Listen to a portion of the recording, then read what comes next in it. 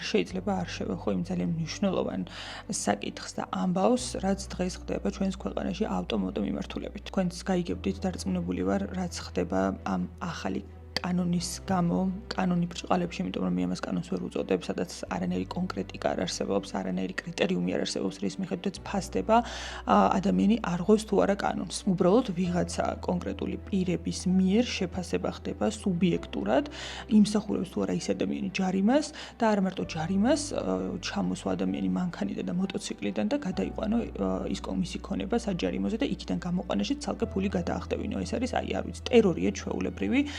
მაშინ, როდესაც არ არსებობს არანაირი საზომი, რის მიხედვითაც გადაწყდება, ვინ იმსახურებს ამას და ვინ არა. არ შეიძლება იმის გამო, რომ ადამიანს მაყუჩზე აქვს არაქარხნული დაბოლოება და ამ დროს აქვს ქარხნული კატალიზატორი, არანაირად მაღალი ხმა, რომლითაც შესაძლებლობა აქვს, რომ ხმაურით დაბინძურება გამოიწვიოს, ეს ადამიანი დააჯარიმო და მანქანა ჩამოართვა. კანონი უნდა არსებობდეს, უბრალოდ აუცილებლად უნდა იყოს გაწერილი, ვინ არღვევს ამ კანონს და ვინ არა.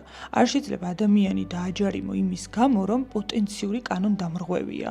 ანუ მე რადგან მაყუჩის დაბოლოებაზე რაღაცა სხვა მაქვს დაყენებული, რომელიც არც ხმას უზრდის, არც პოპკორნს ისვრის, არც ცხენის ზალები მემატება მაგით და არც არაფერი, მაგის გამო შეიძლება დამაჯარიმო. გაზომე ეს ხმა ხო არსებობს ამ ხმის საზომები. ანუ როგორ შეიძლება აბსოლუტურად ყველა ადამიანს აჯარიმებდე, ვისაც კი ოდნავ ხელი აქვს დადებული ამ ყველაფერზე. დიდი იმედი მაქვს, რომ ეს ყველაფერი შეიცვლება და კანონი დარჩეს, კი ბატონო, უბრალოდ ამ კანონს მიეცემა ფორმა და კონკრეტული კრიტერიუმებით შეფასდება ის ადამიანი კანონდამრღვევი არის თუ არა.